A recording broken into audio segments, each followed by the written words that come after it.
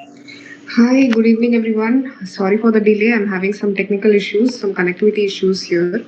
So that is why I had to sort it out. Thanks for waiting and thank you for your patience.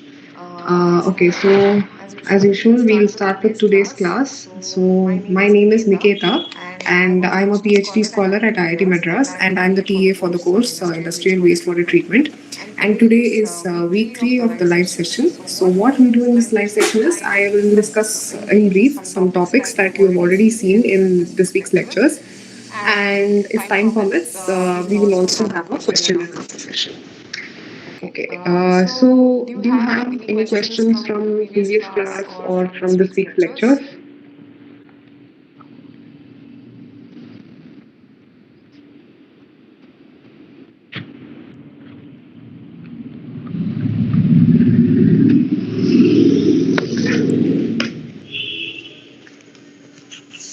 Okay. In case there are no questions, we will proceed.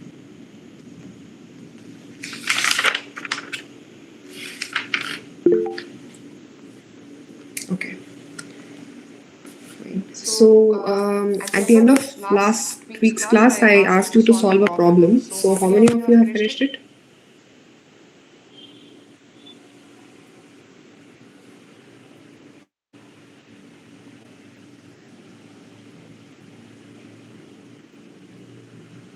Okay, so for those of you who want to try it out, so we basically had one adsorption problem where we were given values of CE and QE along with the initial concentration C naught. So you had to fit this data into one of the isotherms, which is either Langmuir isotherm or Freundlich isotherm.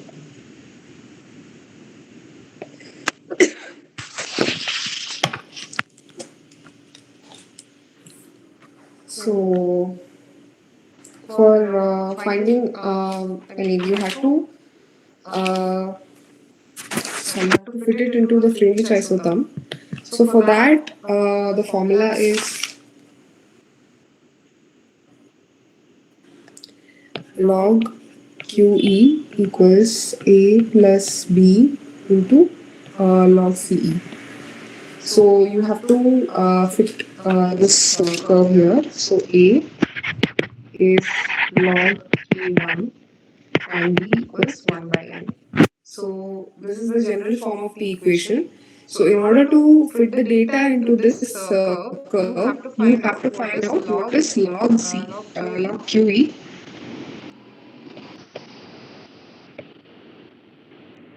So you have to find out log CE and log QE first. So you've been given the data of CE and QE. So you have to find out what is the logarithm of those two data sets. And once you've found out, you just have to make a plot. So on the y-axis you will have log QE, and on the x-axis you will have log CE. So whatever slope you get, that will be B, which is 1 by n. And the intercept that you get will be A.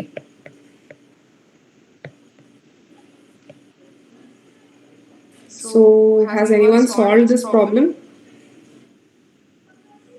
Okay, so the answer is B is 0.65 and A is 0.52. So, substituting this, we get QE equals 3.3 into CE power 0.65.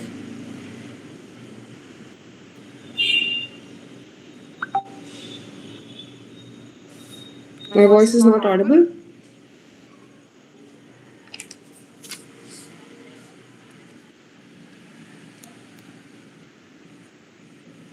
It is audible. It is audible. Okay, thanks.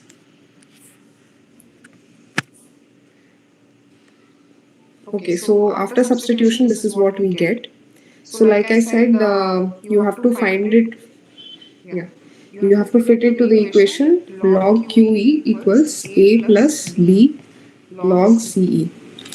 So here your A value is 0.52. So this will be log QE equals um 0.52 plus 0.65 into log CE.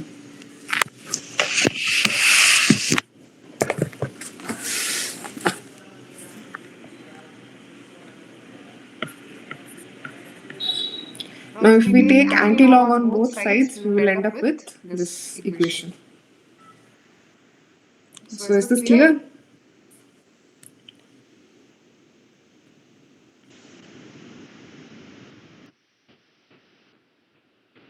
Okay, no response. I'm assuming it's clear. Okay, so we'll start with this week's topics. So, this week's lecture was about topics like air stripping, advanced oxidation processes, and so on. So, first we look at air stripping. So, what is air stripping? Air is allowed to pass to remove the dissolved gases present in our wastewater. Yeah, correct. Here, there is transfer of gases from liquid medium to gaseous medium. So, this process is mainly used to remove VOCs or dissolved gases from the liquid.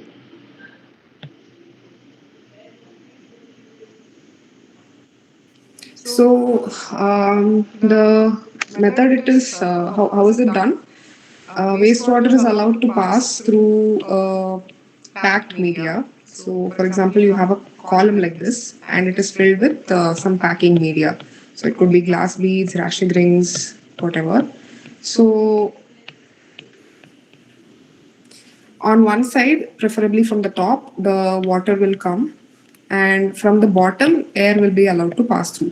So, inside this packing media, the water or the wastewater will form a thin film.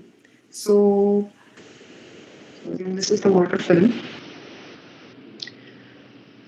As it passes through, it will form a thin film, and on this thin film, um the air will come in contact with this film. So, while it is coming in contact with the film, the gases present in the liquid will get transferred to the air phase or the gaseous phase.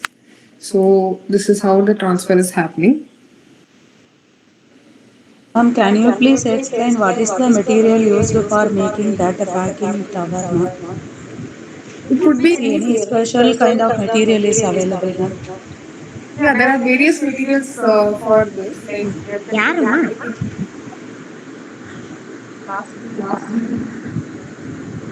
plastic,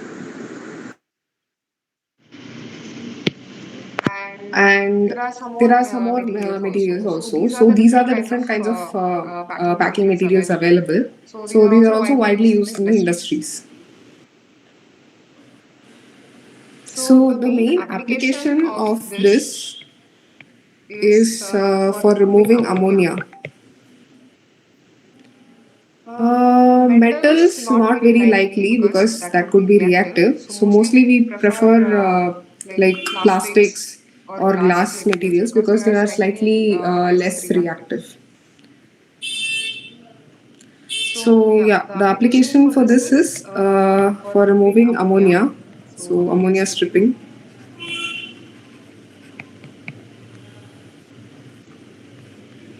And as you might be knowing, gas transfer from the liquid phase to the air phase should follow Henry's law.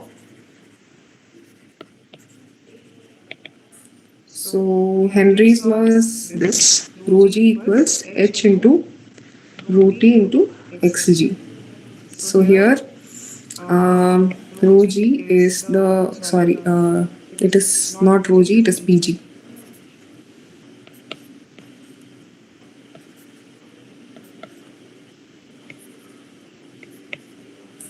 Okay, pg is the mole fraction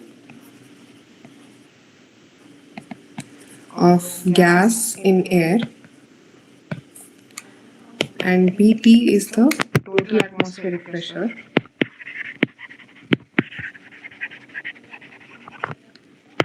Xg here is the mole fraction of the gas in the liquid phase.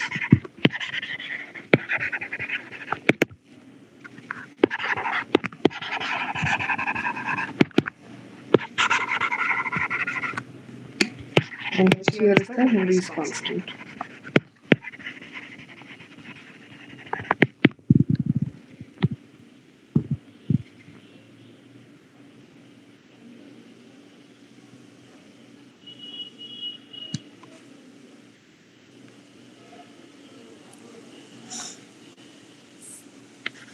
So Xg equals, this is a mole fraction, and mole fraction is basically a fraction of substance in one phase to like the total concentration, or the like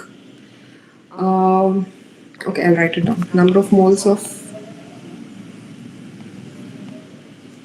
gas divided by the number of moles of gas plus liquid.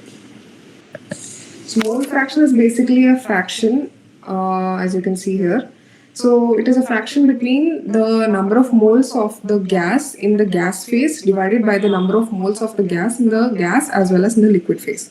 So this is just like we are dividing how many moles are there in the gas phase to the total number of moles in both liquid as well as in the gas phase.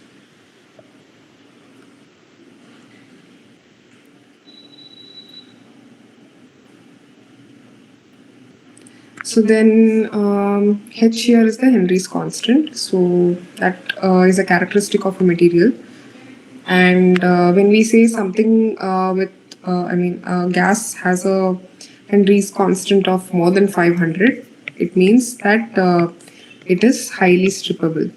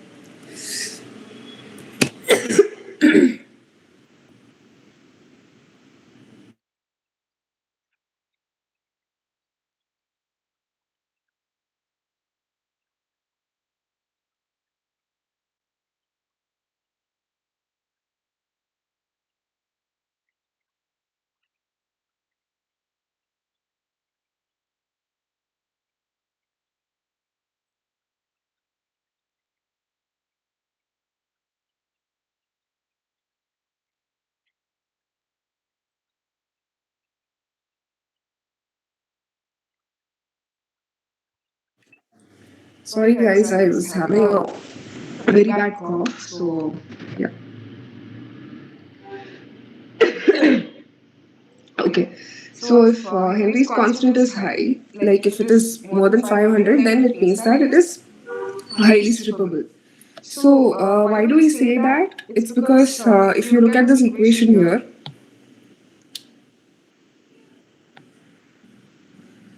Henry's constant is proportional to the number of mole fraction of the gas in the air phase. Like I'll write it down here.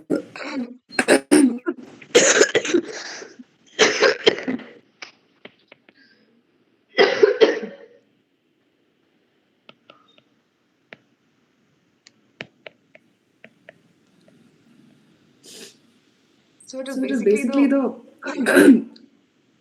we rewrite it. It is directly proportional to the number of moles of the gas in the air phase, or the how many moles of the gas are there in air divided by the total number of moles. So if Henry's constant is high, it automatically means that more concentration of the gas will be there in the gaseous phase rather than the total phase. I mean, the ratio of there will be comparatively more moles of the gas in the gaseous phase than in the liquid phase. So automatically this means that the gas is readily strippable. So it has a high tendency to be in the gaseous phase rather than the liquid phase. But in case the Henry's constant is very low, for example, it is less than 0.1, then it is hardly strippable.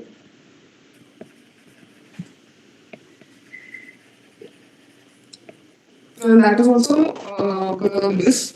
So if Henry's constant is extremely low, it means the total concentration of the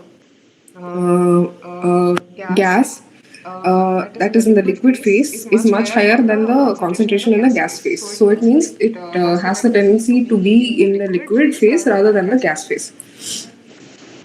So if Henry's constant is high, it means it is highly strippable. If it is low, then it is not very. It is difficult to remove the gas from the liquid phase by air stripping.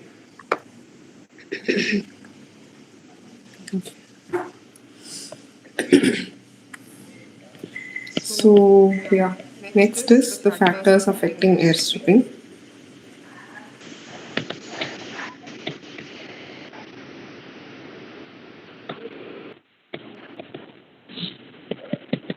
The first one, as we've already seen, is Henry's constant. So this value determines how many, if the gas is strippable or not. Then the second one is the type of contactor. So what does a contactor mean here? So we've discussed how air stripping happens. So a contactor is where the contact between the liquid and the gas phase happens. So here in this kind of a packed bed system, where does this contact happen between the liquid phase and the gas phase?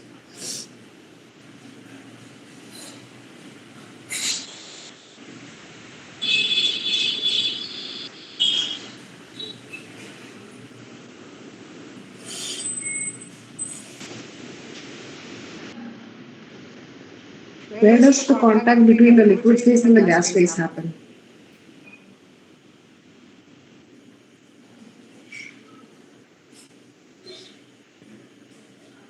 I'm audible, right?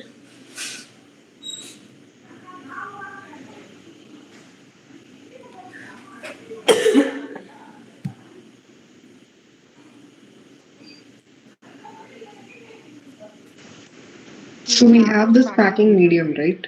So the packed bed system. So this packing media is where the contact between the liquid phase and the gas phase happens. So in case we didn't have a packing bed and it was like just like a column without any packing and the liquid was allowed to flow and the gas was also allowed, then will there be will there be a higher rate of contact? No, ma'am. If the contact, if the absorbent is present, means only on the surface of the absorbent, the liquid as well as the gaseous molecule can be comes in contact with each other. But here we don't have an absorber. This is not an absorption column, it's like a packed bed column. So here the packing material is not the absorbent. Can you please move? Yes, ma'am. Thank you.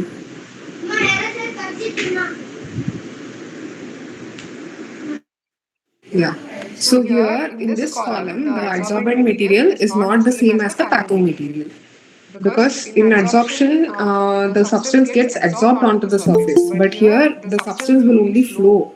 It will, if there is water coming from the top, it will just form a film and it will flow down. So there is no reaction that is happening on the contact side.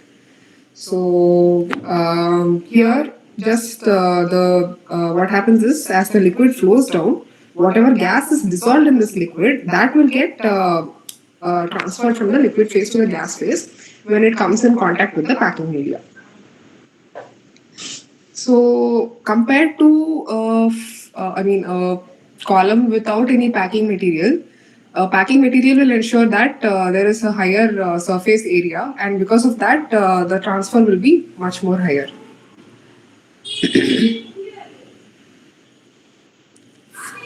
Okay, and so the type of contactor, yeah, this is what we saw now, and then the type of packing. So if packing material is the packing material is quite big, and I mean it has I mean it does not ensure a very it does not have a very high surface area, then the efficiency of the gas transfer will be very less. So that is why it is important to choose a good type of packing material. So like we have glass beads, we also have rashig rings. Rashig rings are something like this, and glass beads are spherical. So these kind of things are like they are. Uh, I mean, they are highly more common as packing materials.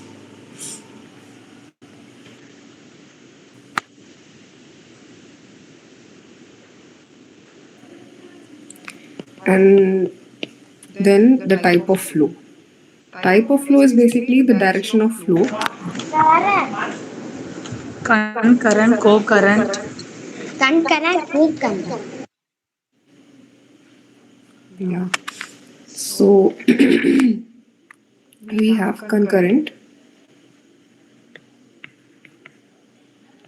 counter current, and cross current. So which of these will have a higher efficiency?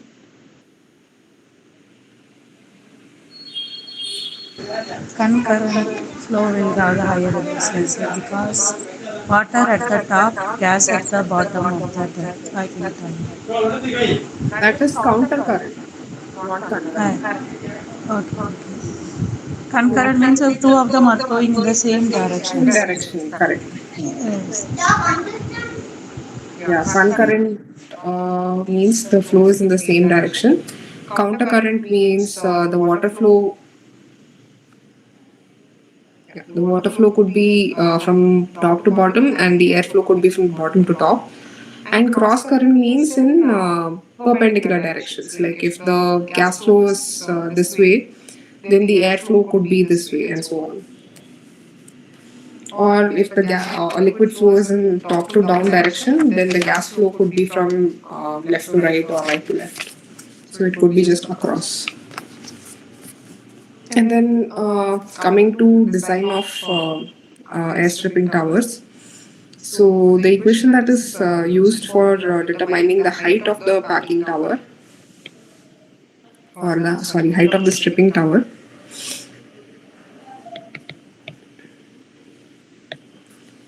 is it is denoted by Z. So Z equals HTU into NTU.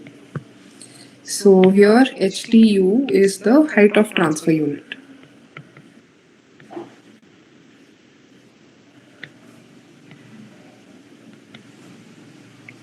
And NTU is the number of transfer units.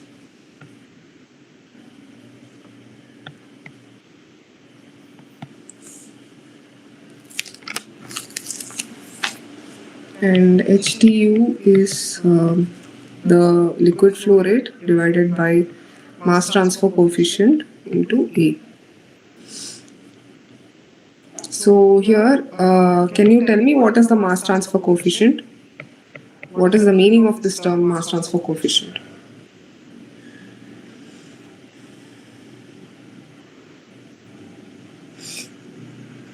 What is your understanding of the term mass transfer coefficient?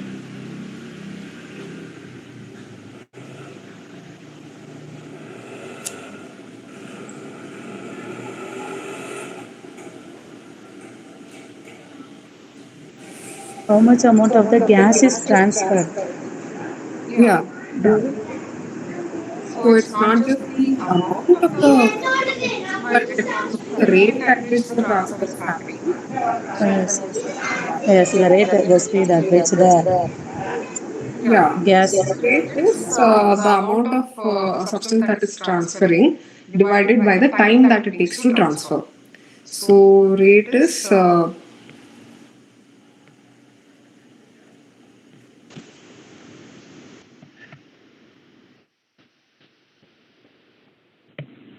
divided by the time. So the mass transfer coefficient is the rate at which the substance moves from the liquid phase to the gas phase.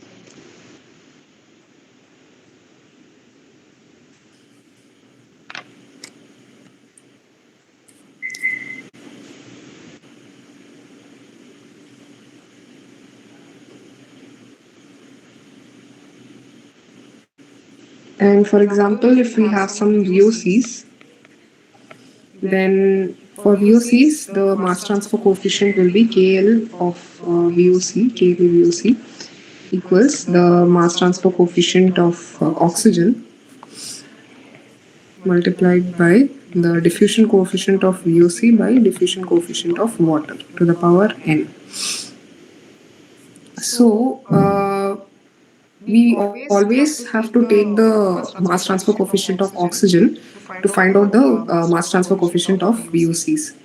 And for any gas, not just VOC, it could be any gas, we always take the diffusion coefficient of the gas and divide it to the diffusion coefficient of oxygen. So now the question is, what is the diffusion coefficient?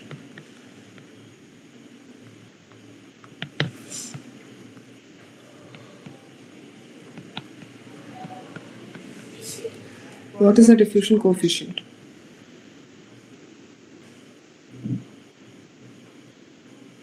Basically, what happens during diffusion?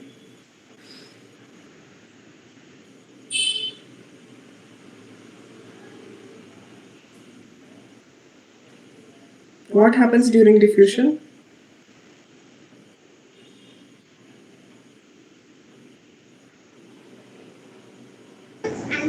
Gas is moving from. Gas is moving. Moving from?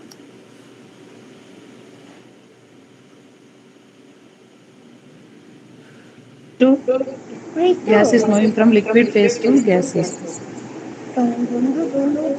Yeah, but no, that is not diffusion. Diffusion is transfer of a substance from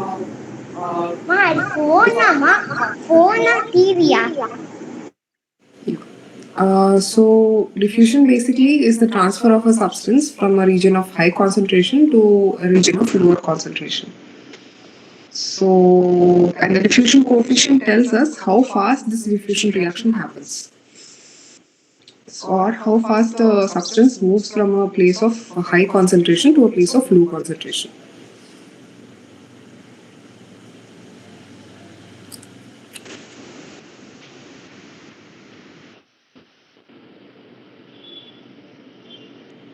And then next we come to the number of transfer units. So number of transfer units is also a formula.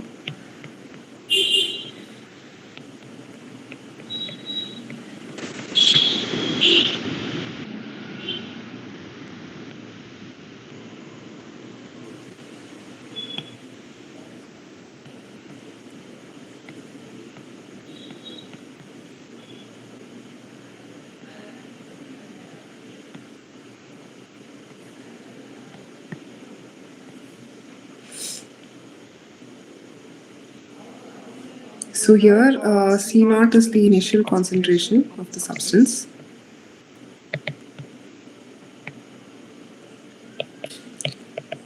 C naught dash is the equilibrium concentration or the concentration at equilibrium.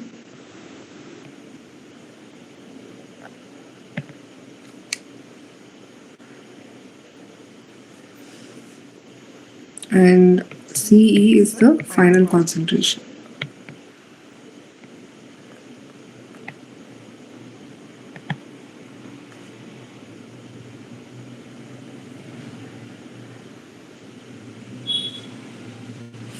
And L here is the water flow rate.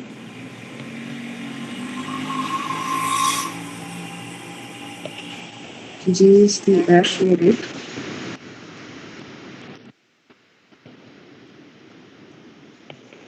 And Pt is the partial pressure of the solute.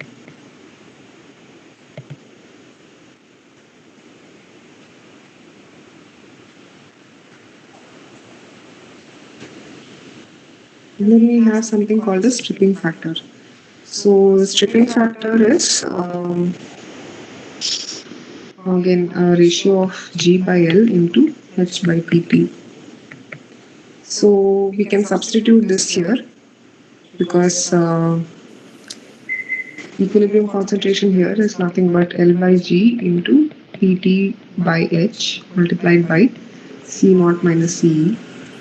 So since the stripping factor is defined as G by L into H by PP, we can substitute this stripping factor into this space, and then the equation becomes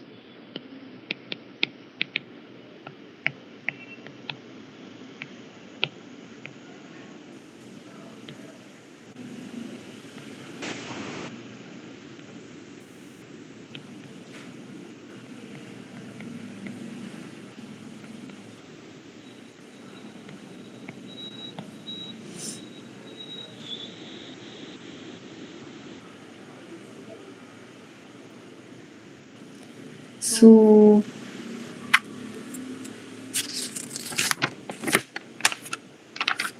Let's come to the issues in stripping columns. So, can you list some of the issues or drawbacks of stripping columns? Like, what problems might come because of this process or during this process?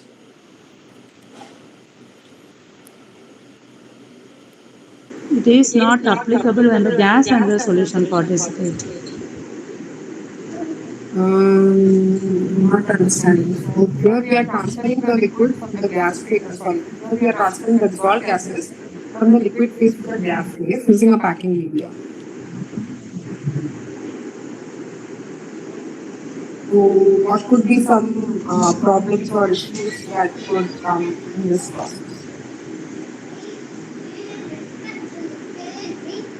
So here we have something called. We can use it for the high pressure condition also, ma'am. Okay.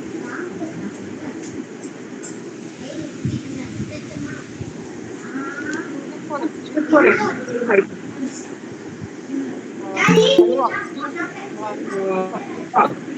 Or are you saying something?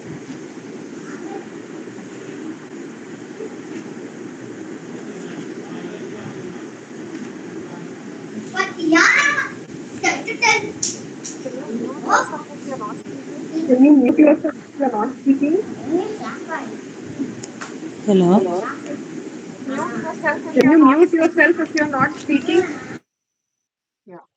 Yeah. Okay, so you said you asked me like if it is applicable at extremely high pressures. It is not. And yeah, so my question was what will be the problems while using this process? So, one problem that can come is because we are using packing media, just like membranes, there will also be a ratio of fouling. So, what fouling means is if you have some packing media like this, closely packed, I'm just drawing one layer. So, if you want, you can assume multi layer also. So, when we supply liquid repeatedly, so over a point in time, if the liquid has some dissolved salts or some substances, then that will form a layer. Okay, so with time, it will form a layer over this packing media. And when this happens, whatever pores are there between two packing media, wherever pores are there, these pores also become blocked. So when these pores are completely blocked, then water will not be able to flow through. It won't be able to come from the top bottom, and this condition is called fouling. So when there is some substance that blocks the pores and prevents the flow of water, then the packing media is said to be fouled. So we have to replace it. And the second problem with this is like we saw, it is used for ammonia stripping or for removing dissolved ammonia gas from the liquid phase. So ammonia is basically a pollutant. So if there is too much of ammonia which is dissolved in the gas phase, and by using air stripping we are removing all of it.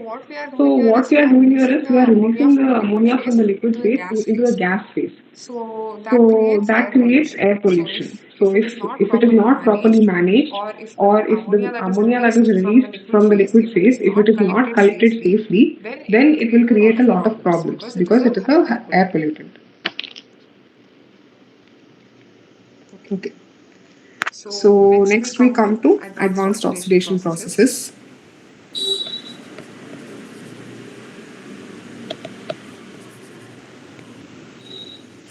So advanced oxidation process, it is a new and upcoming research area, and it is also uh, like a new and upcoming treatment method for pollutants in water and wastewater. So these are some special chemical procedures.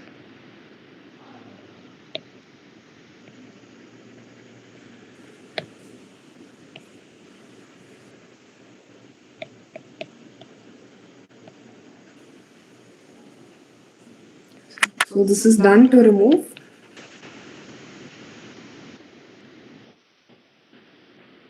organic and some inorganic materials.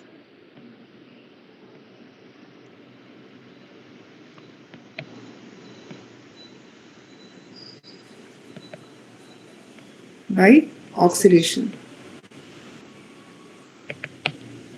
So as the name suggests, this is basically an oxidation reaction, but by using some special techniques. So why it is called special, we'll see now. Because there are chemicals or substances that will not be removed using conventional biological oxidation or biological degradation, which means that bacteria cannot degrade certain chemicals present in water and wastewater. So those kind of chemicals can be degraded using this technique.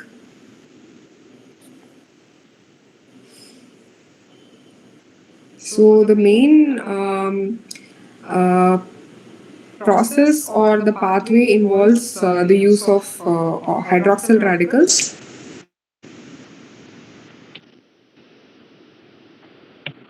These are denoted by OH dot.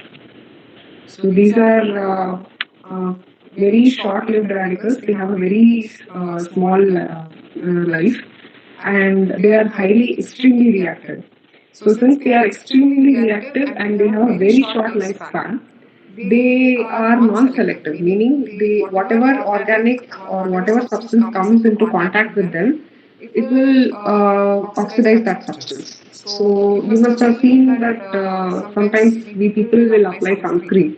So some dermatologists say that we should apply sunscreen to prevent oxidation of the skin. So that is because these some oxidative radicals like hydroxyl will create oxidation of the skin tissues. So this will give rise to cancer. So just like that, these hydroxyl radicals are also highly reactive. So any organic substance that comes into contact with these radicals will be readily oxidized. That is why they are called non-selective radicals or non-selective oxidants.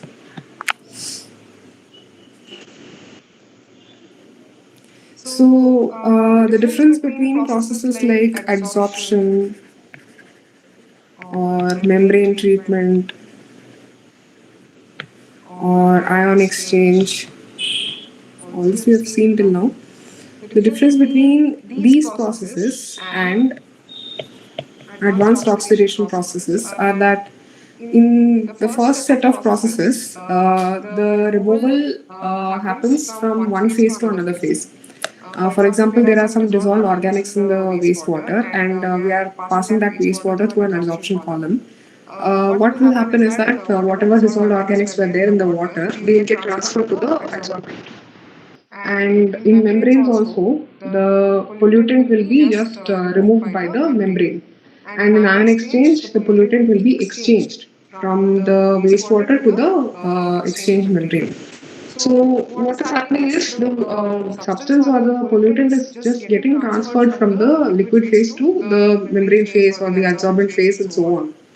So once the substance gets transferred to the adsorbent phase also, it is still there in the adsorbent phase, and we cannot say that the substance is degraded. because it is still present in the adsorbent phase, and we cannot discard the adsorbent also after the substance is removed from water, because that will create secondary pollution. So that is why we have processes like AOPs, where the pollutants get completely degraded.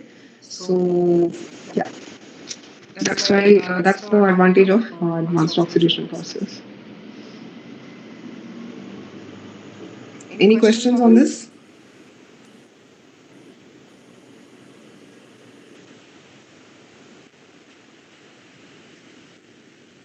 My current research is also on advanced oxidation processes. So in case you have any questions, you can go. Alright, so UPs, they cannot be used for disinfection, mainly because the life of the hydroxyl radical, as I said, it is very short-lived. So it's hardly some Advanced oxidation process is used to oxidize the fluorine kind of halogens. No? no, no, it cannot be used. It is mainly used for organics. Yeah. We cannot use the inorganic one, chlorine, fluorine, as well as some other chemicals are not, inorganic chemicals are not oxidized by that Yeah, we hydroxyl can use radical. it. We can, like some metals and all that can be used. But fluorine, I don't think so. Fluorine cannot be oxidized by this method, yes, no? Correct. Yeah. Why, ma'am? Because it has a high oxidation potential, that's why we cannot oxidize, no? Highly electronegative. Because yes, in top of that electrochemical series, no? So Yeah, the yeah, it top of that yes, fluorine is present at the top of that electrochemical yeah, series. it is highly electronegative. Okay. So it cannot be oxidized very easily.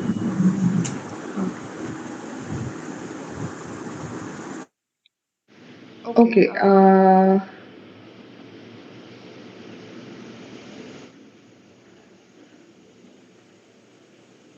Yeah. So it cannot be used for disinfection because it's a short-lived radical, and its life is very short. So that's why, like, if we use it for disinfection, we need the disinfecting agent to be uh, like it should go and it should react with the external membrane of the cell or the bacteria, and then it should destroy it step by step. So since the hydroxyl radical is very short lived, so there won't be much reaction time for it to go and destroy the cell structure of the bacteria. This hydroxyl radical can be combined with a disinfectant agent, chlorine or ozone. You are able to disinfect the water, no? Yeah, fluorine is actually a My good wife is alternative best source. friend. Yes, You're yes. already using it, but in combination with the hydroxyl radical, maybe hydroxyl radical may not create direct hold. Maybe it will aid fluorine to form I mean, it will maybe aid the other disinfectant, but it will not be able to disinfect alone. Okay.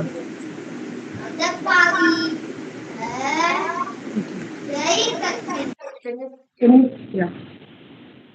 So then we have the different extent of degradation.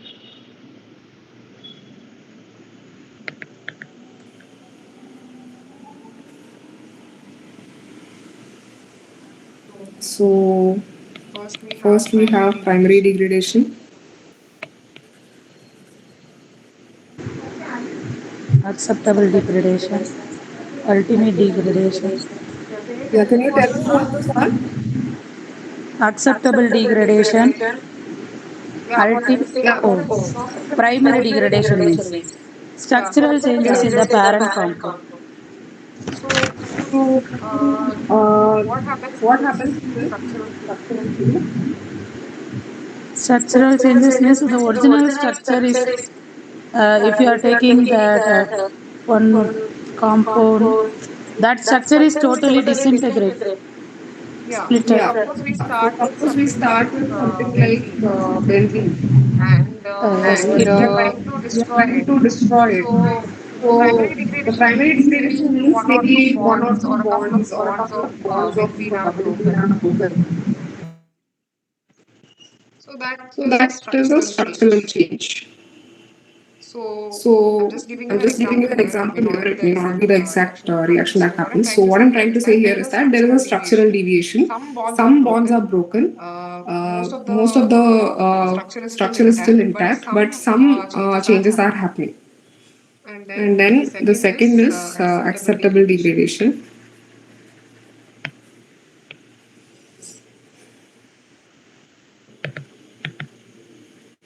So some compounds will be highly toxic, and acceptable degradation means that during this after some time, the degradation is sufficient enough to reduce the toxicity. So this is the first step. First, it will undergo primary degradation, and as time progresses, we reach acceptable degradation level. So here, the compound is still there, but the toxicity of the compound has reduced. And then ultimate degradation or mineralization.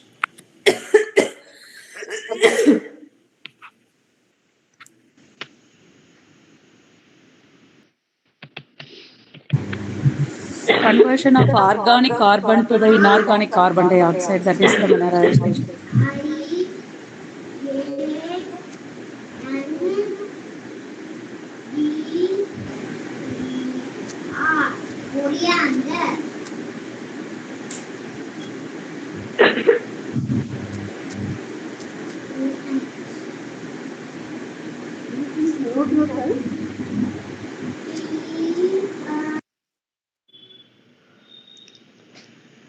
So mineralization means whatever compound was there or whatever pollutant was there. So during AOP, it has undergone structural changes, bond breaking, and degradation. So finally, most organic compounds are made of substances like carbon, oxygen, hydrogen, and so on.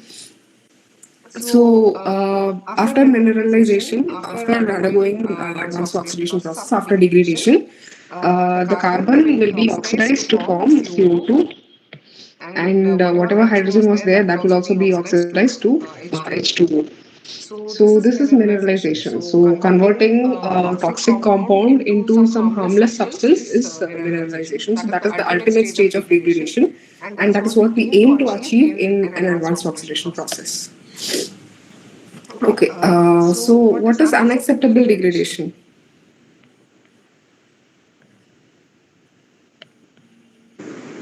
Structural changes in the parent compound, increasing toxicity. So, in case we have a compound and during the degradation process, it changes into something else, it fuses, or it becomes like maybe I'm just giving you an example here. So, compound A will degrade to form compounds B and compound C. So these two intermediates will form, and if there are more of A present, then another molecule of A might react with the intermediate here. So it will combine with B, and then it will produce a compound which is AB, and this could be having more toxicity. So this is fusing.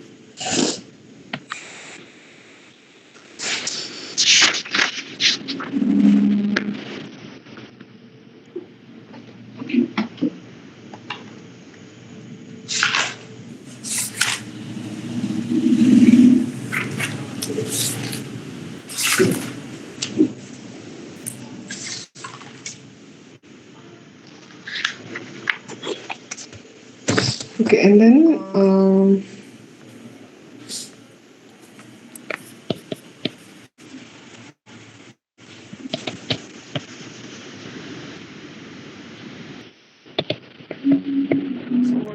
so what is oxidation reduction potential or ORP?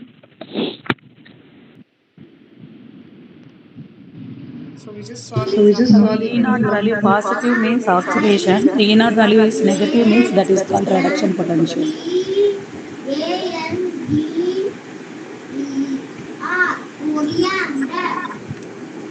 Can you please mute yourself? Yeah, thank you. Okay, so ORP or oxidation reduction potential is the tendency of a chemical substance to acquire or lose electrons. So if something is having a highly positive ORP, that means it will readily lose electrons and will undergo oxidation. So if ORP is positive, it means the substance will undergo oxidation very easily compared to reduction. And if a substance has a negative ORP, it means the substance can accept electrons easily and undergo reduction. Compared to oxidation, the substance can get reduced easily.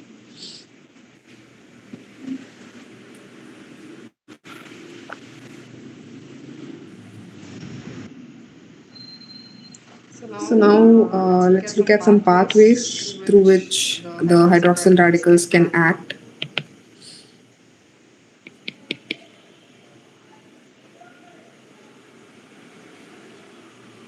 So the first one is through radical addition.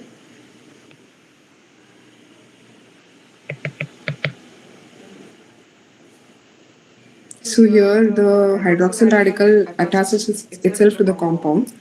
So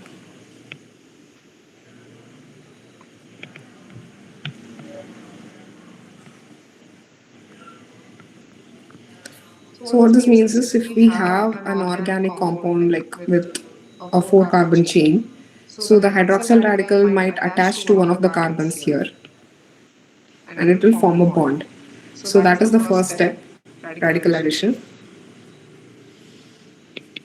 And the second step is hydrogen abstraction.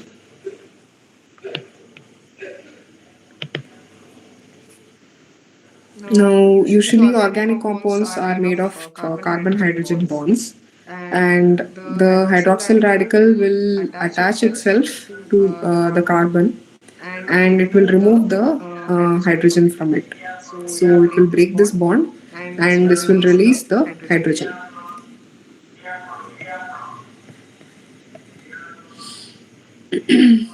And it will form water.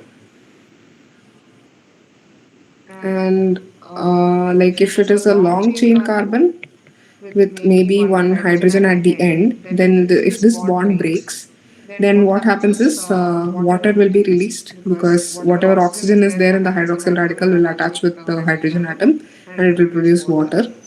And the rest of it, this will be a new radical. So the hydroxyl radical is also present and also this radical is also there. So this will also react with other so this radical will react with another such radical or it will react with it will react with another hydroxyl radical. So anyway it is going to be highly reactive. So the next pathway is electron. The next step is electron transfer.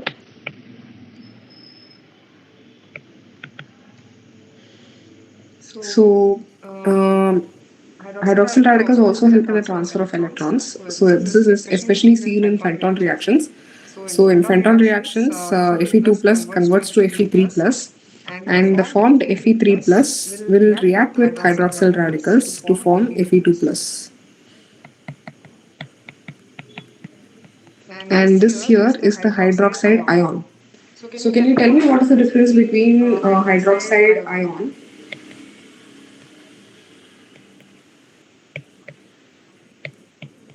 and the hydroxyl radical? Radical means odd number of electrons. Yeah. So what does that mean?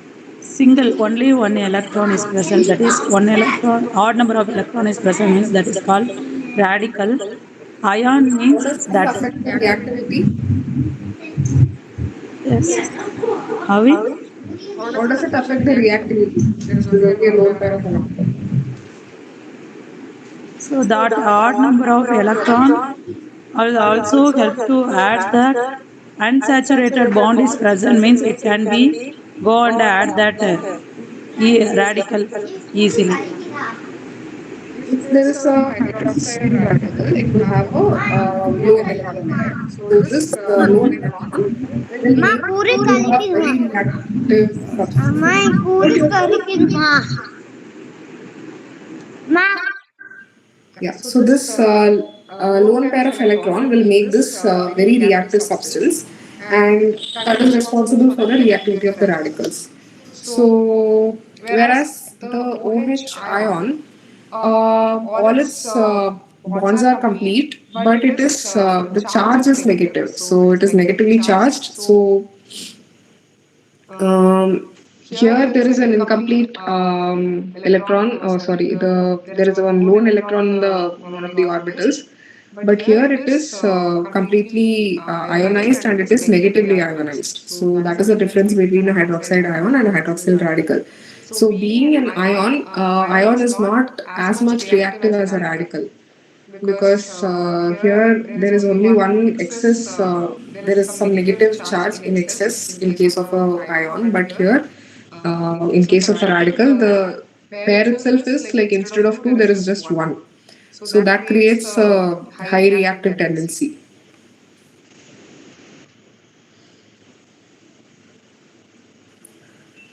And the next step is radical recombination.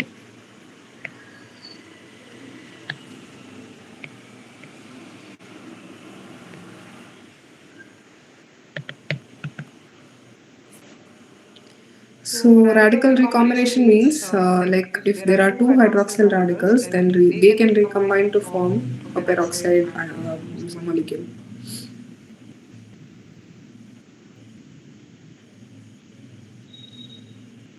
So before we choose to go for advanced oxidation process, it is very important to determine if the substance that we are aiming at is oxidizable or not. If it is not oxidizable, then the whole process is a waste. So first we have to characterize the wastewater. So what is characterization? What is wastewater characterization?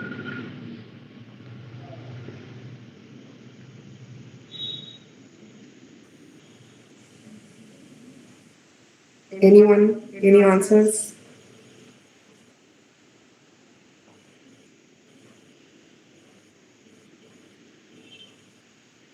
Kind of pollutants is present in our wastewater, either organic or inorganic.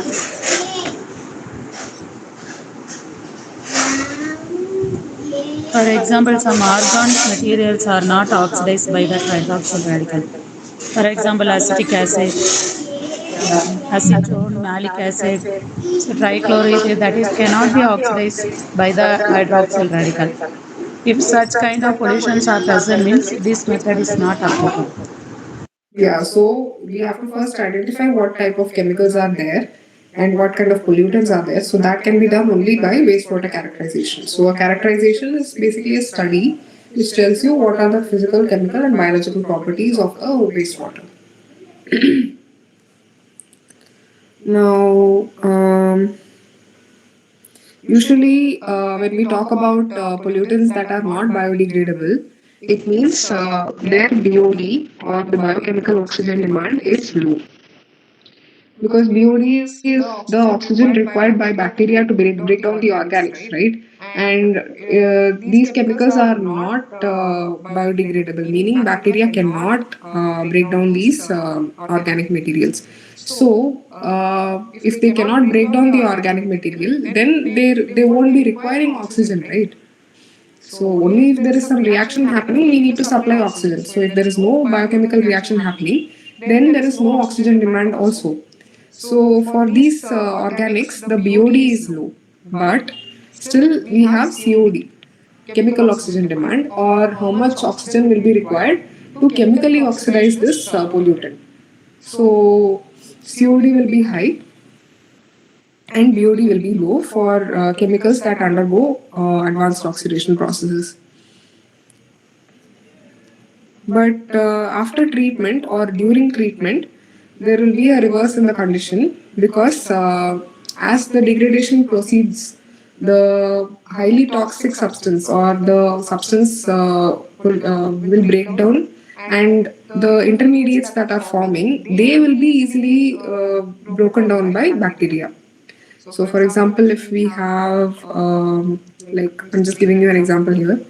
So, if we have something like benzene, so once after reaction, it breaks down into maybe a three carbon molecule. So, this three carbon molecule will be easily broken down by bacteria compared to the benzene ring itself. So, that is one example. Similarly, there could be other pollutants, and as the pollutant breaks down, the intermediates that are formed, it will convert into something which is easily broken down by the bacteria. So during treatment,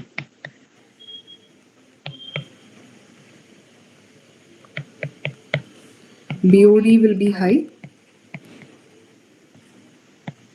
and COD will reduce. So that will be low.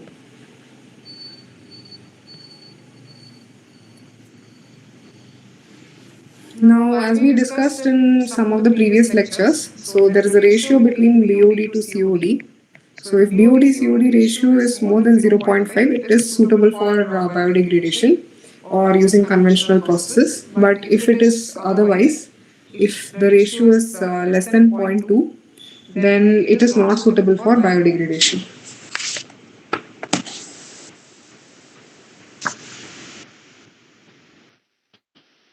Now let's see the different types of advanced oxidation processes. Now the first one is ozone or UV based. So here we are supplying ozone externally, and we're also irradiating the solution with ultraviolet rays. So in the presence of ozone and ultraviolet rays, the hydroxyl radicals are generated in the solution, and once these radicals are generated, they break down the organics. And there can also be ozone with hydrogen peroxide. So this is popularly known as peroxone.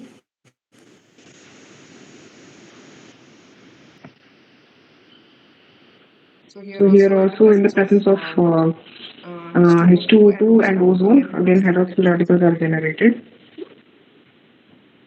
And next we have peroxide with UV, and then Fenton. So Fenton reaction is basically using a catalyst called a Fenton catalyst. So the Fenton catalyst is any metal. Popularly, iron is used. So iron, if it is in the Fe2 plus state, it will react with peroxide, and it will release a hydroxyl radical, and along with that, it will also become Fe3 plus. So this Fe3 plus will again convert to Fe2 plus. Like if it will undergo some reduction reaction, and it will form Fe2 plus again. Photofenton. Yeah, that is photofenton. In case of photofenton, the Fe2 plus will get reduced at the cathode itself. So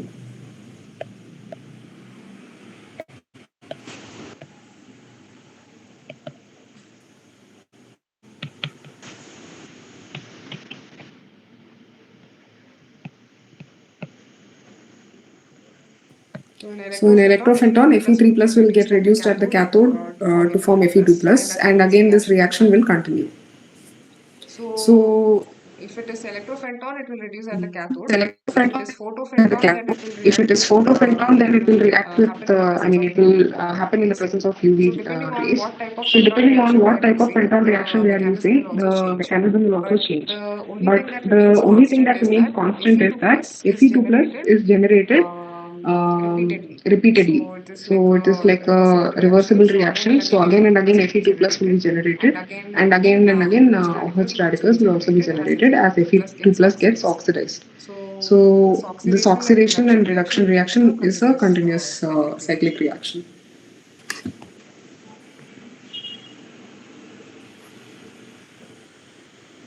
Then there is ozone combined with photocatalysis.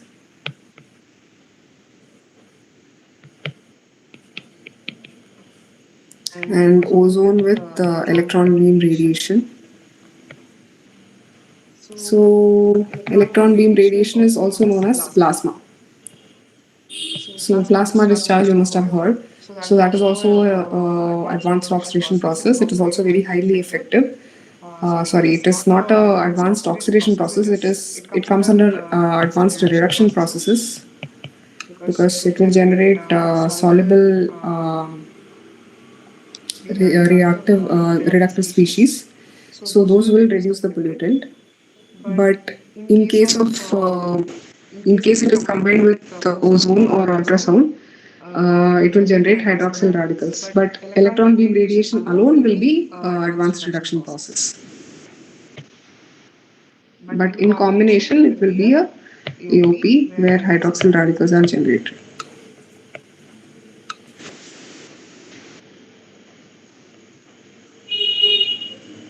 And let's look at photocatalysis now.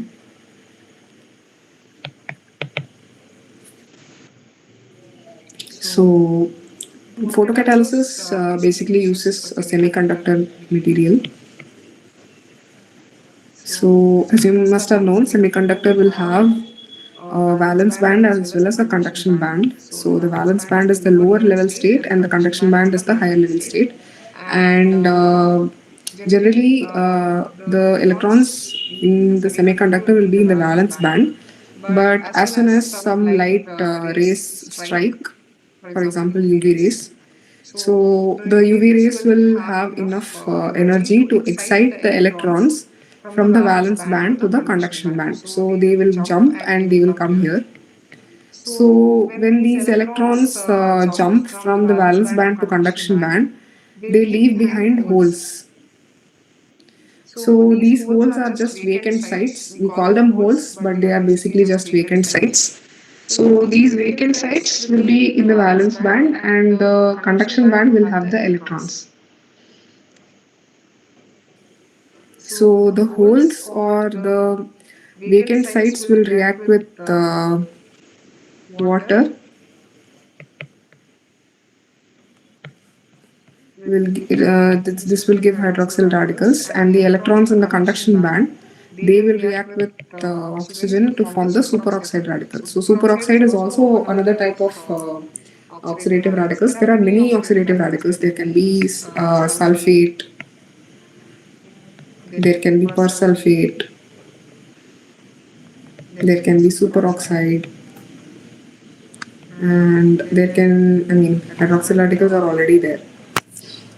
So these are some of the examples of oxidative radicals.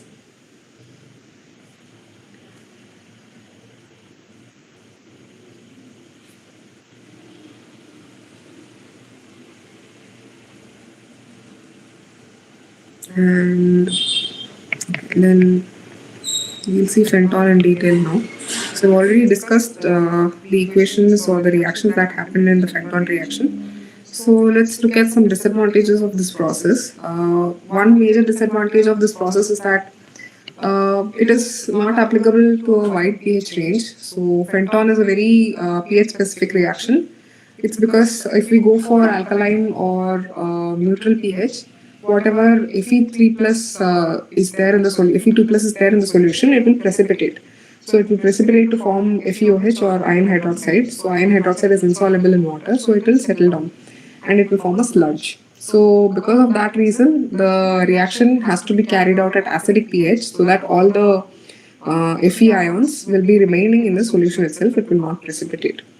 So one major drawback is that it is pH sensitive. And the second one is that even though we maintain acidic pH, still there is some possibility of sludge formation. So that cannot be eliminated 100%. There will be some sludge formation. So that is the second drawback.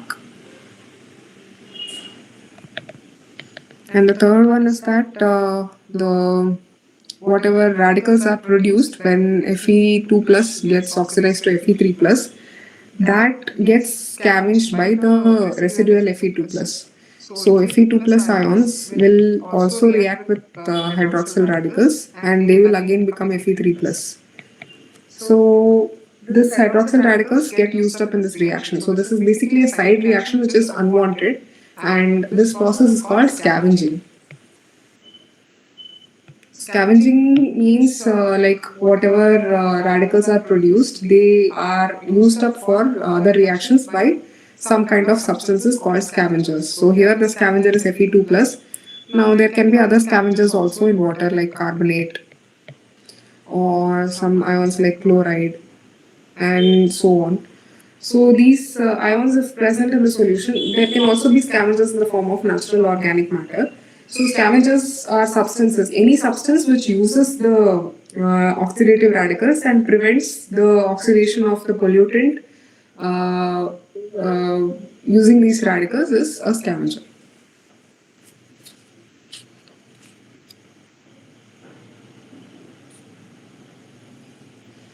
So, like I said, there are different types of Fenton reactions: photofenton, electrofenton, then ultrasound with fenton, and there can also be a combination of photo and electrofenton.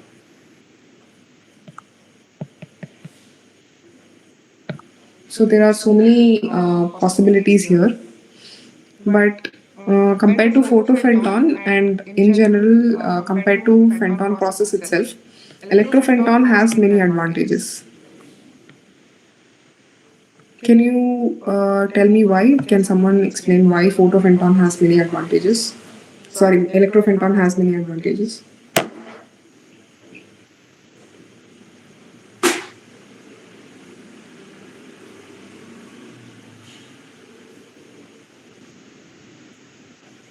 Any answers?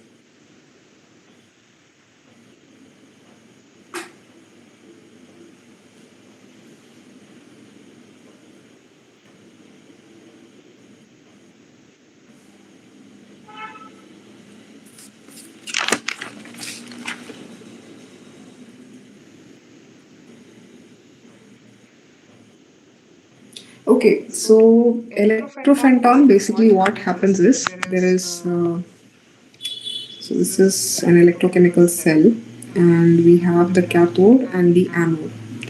So the cathode is negatively charged and the anode is positively charged. And if we supply, if there is water here and if there is dissolved oxygen present, so the dissolved oxygen will get reduced at the cathode. So O2 will get reduced at the cathode and form peroxide. Okay, and this peroxide will react with the iron 2 plus.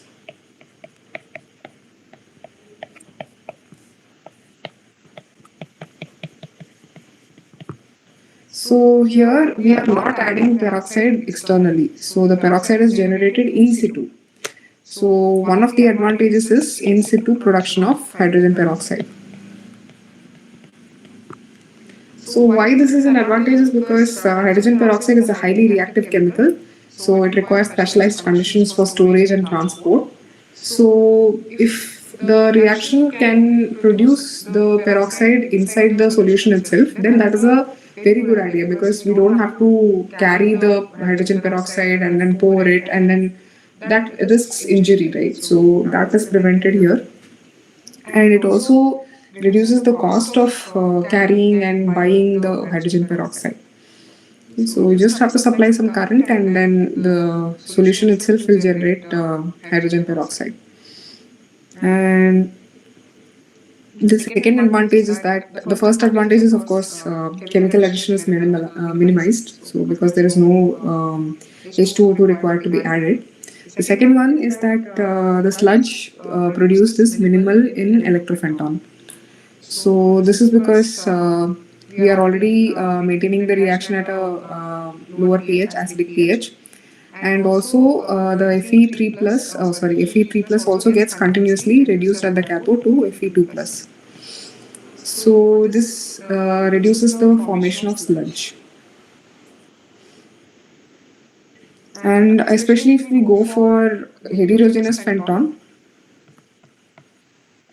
So in heterogeneous phenton, the catalyst is heterogeneous, so it is not in the solution. Only if it is present in the solution, it can precipitate. So if it is a heterogeneous catalyst which will not dissolve, then the sludge produced is almost zero.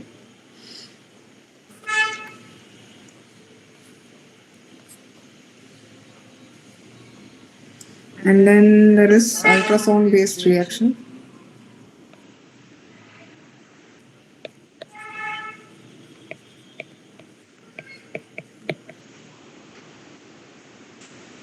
So ultrasound is produced by alternate cycles of compression and diffraction, which creates microbubbles. So inside these microbubbles, there is a high pressure environment. So in this high pressure environment, the water will separate into hydroxyl radicals and H dot radicals.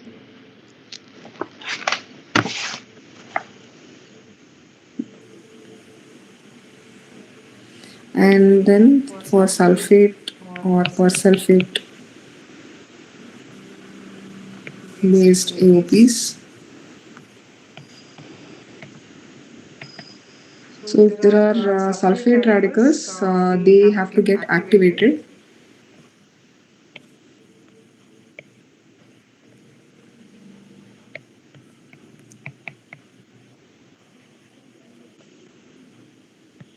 Persulfate is S2O8. So these can be activated using ultrasound or UV. So then they will become persulfate, and persulfate radicals are even more reactive than sulfate. So that is there. So the mechanism of reaction between hydroxyl radicals and sulfate radicals are completely different. So while we already saw how hydroxyl radicals react with the carbon and they form carbon-carbon double bond, or they break the hydrogen and form water. Sulfate radicals, on the other hand, they will remove the electrons directly from the organic molecules, and by doing that, they break down the bonds. Now coming to the drawbacks or issues.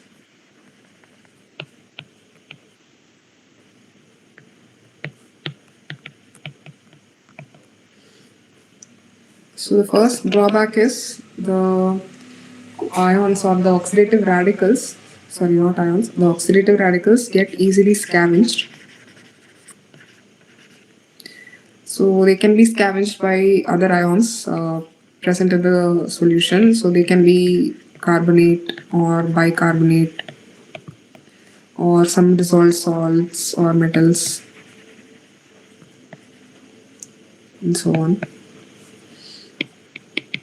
The second drawback is if there are any suspended particles.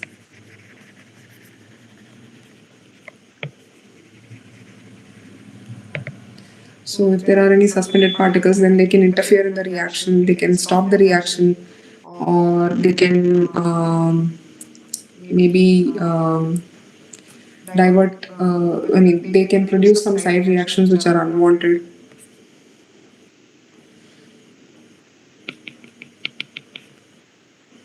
And there are also some of the reactions are pH sensitive, like phenton. And these are best used for refractory chemicals, and they are best when not applied for regular biodegradable organic waste.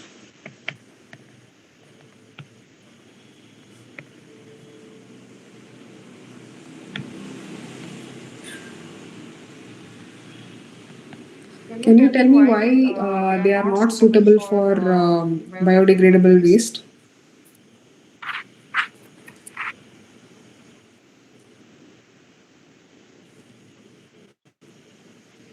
Why are advanced oxidation processes not suitable for biodegradable wastes?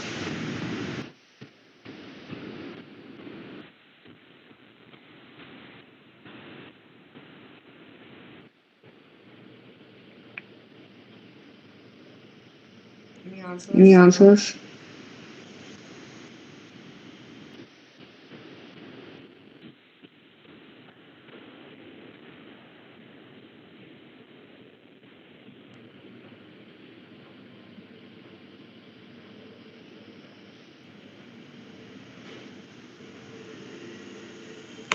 So technically, they can be used for biodegradable waste because they are oxidants, and when we have oxidants and we have organic pollutants that are easily oxidized, then the reaction should be fast, right? But if the pollutant is already biodegradable, then going for advanced oxidation process will not be cost efficient because all these processes that we have seen so far, like ultrasound or UV radiation, photocatalysis, femtol, electrofemtol, all of these involve a significant cost. They are expensive processes. So when we have pollutants that can be degraded using conventional biodegradation using bacteria, which is cheap and effective, then going for advanced oxidation process will not be economical. Because when you have a cheaper alternative, then why go for something which is expensive? So that is one reason why it is reserved only for refractive pollutants.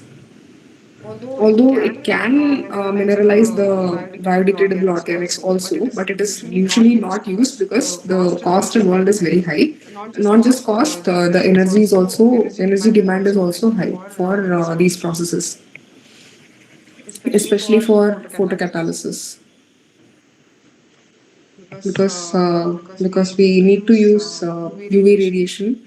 So we need a lot of energy to generate UV radiation. So that is why it becomes inefficient as well as cost inefficient as well as energy demanding.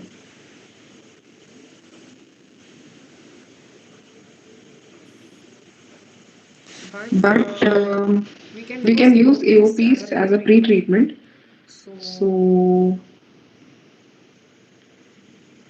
the reason why we can use it as a pre-treatment is because if in case the in case the wastewater stream contains a lot of refractory pollutants, then making it undergo advanced oxidation process will generate a lot of intermediates. So whatever toxic or refractory pollutant was there, as it breaks down, it becomes a smaller compound, and this smaller compound will be biodegradable by the bacteria. So, if we use advanced oxidation process before conventional biological treatment, that will have a lot of advantages because whatever toxic substance is there, it will be broken down into something which the bacteria can degrade easily. And also combining different AOPs is also being practiced. Like we combine photofenton. So basically, this is photocatalysis plus fenton. And then there is electrofenton or electrochemical oxidation with fenton.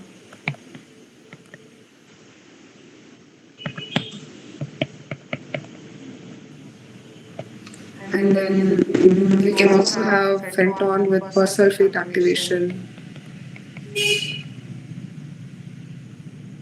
So all these are some hybrid methods. So they are a combination of multiple advanced oxidation processes. So when we have a combination of two or more AOPs together, then the efficiency is significantly high.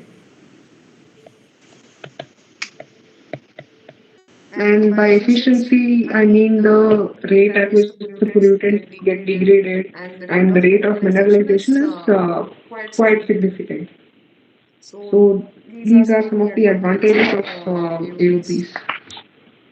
So do you have any questions from this topic so far?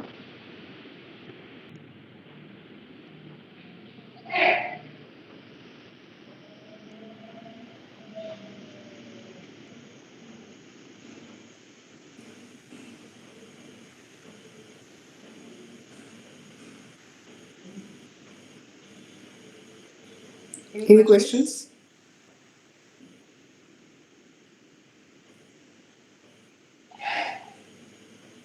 Madam, many times hydrogen peroxide used in aeration tank if it is disturbed. What is the purpose of H2O2 or hydrogen Relation peroxide? tank when it is? Hydrogen peroxide, many times hydrogen peroxide used in aeration tank if it is disturbed. What is the purpose of hydrogen peroxide? When it is? You said something in between. Madam, many times hydrogen peroxide used in aeration tank if it is disturbed. Disturb. What main purpose? Disturbed. What is the main purpose of H2O2? So sometimes we need to like kill off all the bacteria. So H2O2 is a very good oxidizing agent. So it will be oxidizing whatever organics are there. So that is one of the reasons why it is used.